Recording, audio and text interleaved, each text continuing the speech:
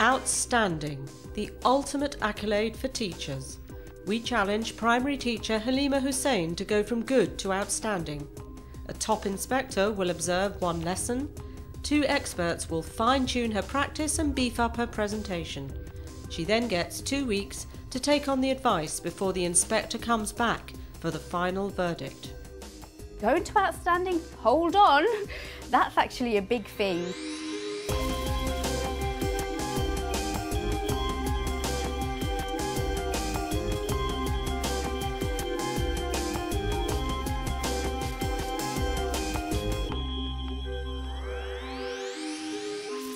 Show me how it tastes. Comme c'est comme ça. So, just let's put things together and just try to take the principles you just learned by communicating how to make a cup of tea onto this chair. Okay, you'd get your tape measure, so stretch it out and read out how tall it is. Great. How was that? How was this? A lot easier demonstrating and talking rather than just talking at the children, expecting them to go ahead and do it. You also highlighted with your articulation the words which you felt were crucial, like bottom, Yes. and 0, etc. Got the idea? I actually treated you like a child there. Demonstrations are very important, and she taught me that. Using my body helps myself and the children, so that was a bigger shock to me, thinking, oh, gestures, is it such a big deal? But yes, actually it is a big deal for the children and for myself. Back at school, Halima and Deputy Head Elizabeth Bradshaw reflect on last week's observation. Put these in your books, tidy up everything, leave everything and get your coats and line up.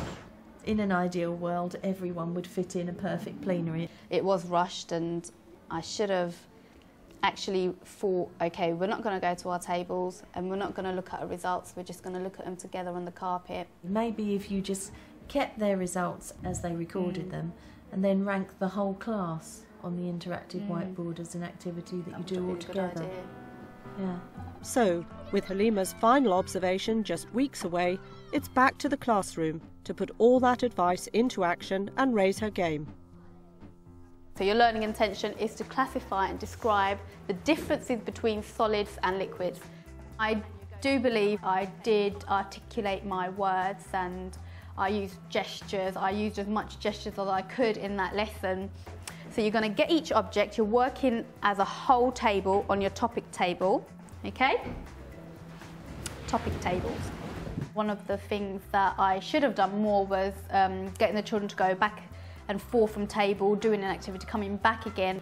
And in this science lesson, I got them to actually go quite quickly to do some classification, then come back and then go back. So throughout the lesson, we were doing quite a few movements rather than sitting there the whole time. Try and describe how it looks.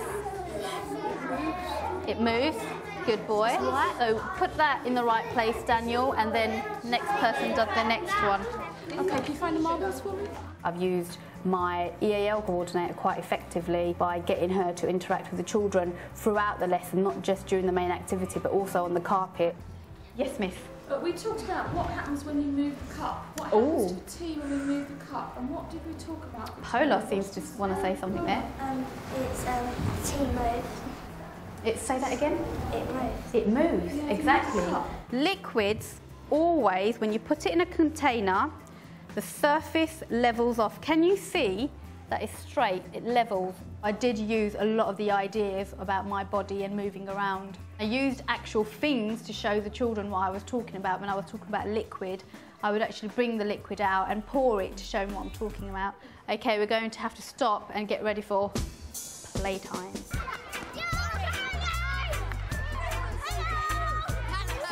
Can you get me a bell?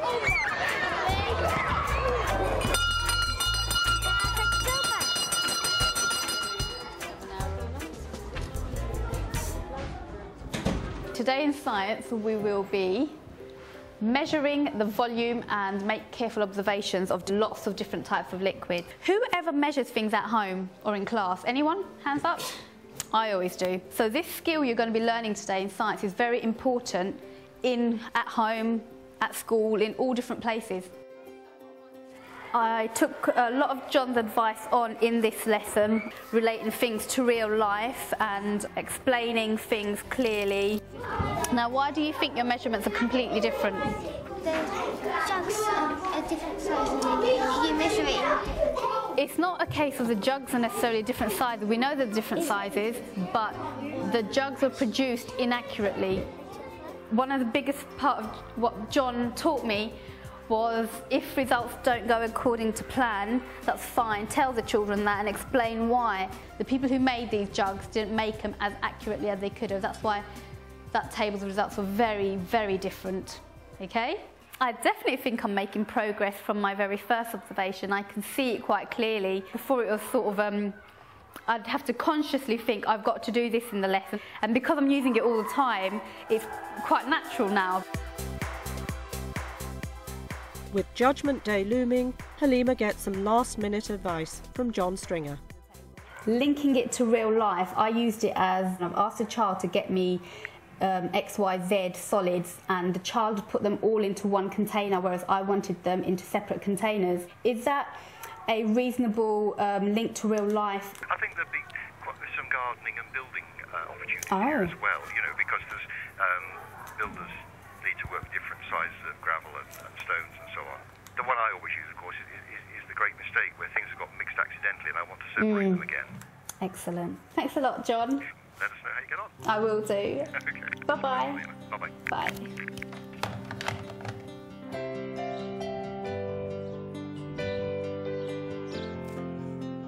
I'm actually worried about whether I'd get to outstanding. I know it might not necessarily happen because it's a lot to do in such a short time. So I'm aware of the fact that I won't necessarily get to that stage. It might happen in a year or two, but just the idea of not getting there after all this hard work is actually quite upsetting.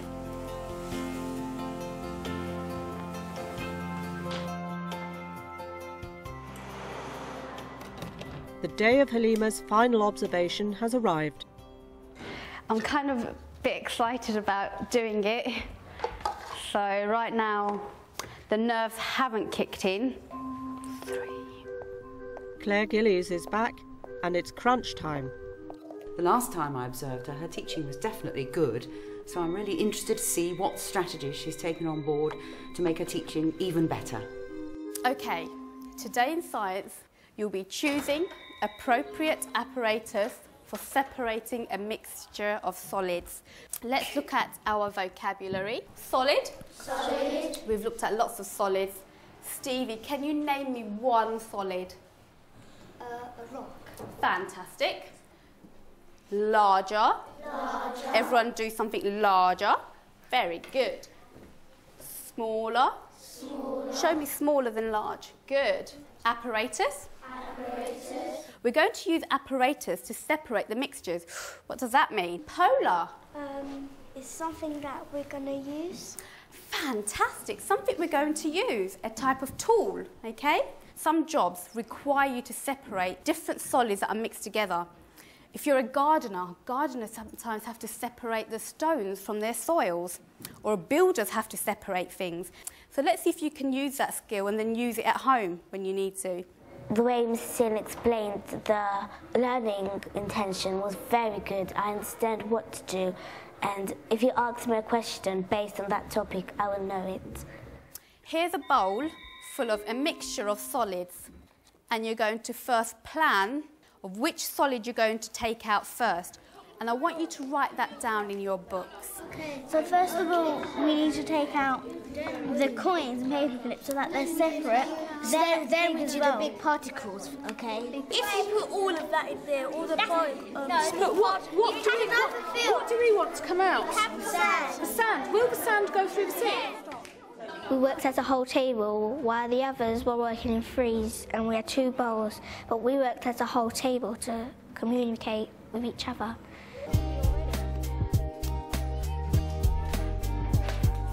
Now, who would like to do the separation of the marbles? Let's see if Iqbal can do it effectively. Could you possibly use 2 spoons to help you out? Go on then, Shannon. Good teamwork, this group. All right.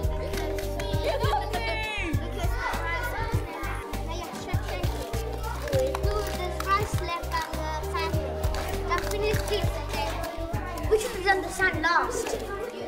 Okay, think about what you've just said, because we're going to talk about that. It was interesting because I never knew that you could actually use like a spoon to separate two different solids. Now I'm going to ask you to share if you were able to separate all the solids from the mixture.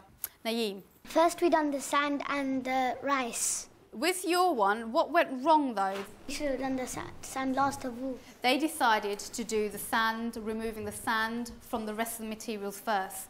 Now when you do that, and you've got coins and you've got cubes, what happens to the sand? It goes into the magnetic stuff and into the cubes? They went inside the cubes, so you didn't actually remove all the sand, did you, Miss McDougall? Danielle, what did we do first in our group? Oh, okay. Did it work? Danielle? Yeah, it just kept on shaking the sieve. Ah, put in the whole contents into the sieve straight away would have been a lot easier, and it would have worked just as effectively by the looks of it. Thank you for letting me know. Excellent. With all that expert advice and weeks of practice behind her, will Halima have made the grade from good to outstanding? Halima, thank you very much. I really enjoyed seeing all that incredible thinking going on in that science lesson. You could really feel their brains were buzzing. We had some really good fun, and they worked very hard, and I hope you felt pleased with what they'd achieved in the time. It was a very stimulating lesson all round, and it's some of the things behind that really contribute to that. And the sort of key ones I jotted down, I thought, was the very careful planning, particularly of the groups. That it wasn't just, this is the absolute top ability group, this is the absolute weaker group at all, because you had some positioned in a way that they would bring on some of those who weren't quite so strong at writing or whatever. Your opening was warm and welcoming, and you did, I wrote down, use some very nice sort of hand gestures for sort of large and small and all those. It was just wonderful to see some of the unusual thoughts emerge. I mean, I know we both enjoyed that table, didn't we? The one in the corner. They didn't think, oh, we could just put it all into the sieve. I don't know why it didn't connect with them. Maybe they thought they had to use an implement to transfer it, possibly. And it's, in a way, you could argue it's healthy for them to sort of go off at tangents and sort of have some strange ideas. That whole sort of lovely human touch at the end when you say, well, I've learnt something there, when they did, actually. they were confronting you with a different way of doing something. I was glad that you pointed that out. My additional adult thought, oh, the children are not mentioning it, so she'll mention it. I was going to say another strength was what she did with her group. You know, she really did keep them focused, moving on. She was certainly helping, wasn't she, She's very good with to the keep children. the lesson going on fast. I think if we look at it as a whole, I think we really can see that although I'm sure there's one or two little things you'd say, oh, I wish that had happened or whatever, that it was an outstanding lesson overall, because they really learnt hard, they really worked hard, and you were guiding them, and I was very happy to watch it, so thank you again. Thanks a lot. I didn't realise how much it would mean to me, but I feel like now I can do so much more than I could do before. My lessons are going to be really good from now on because I know I can do it. I can't wait to my next science lesson. So happy.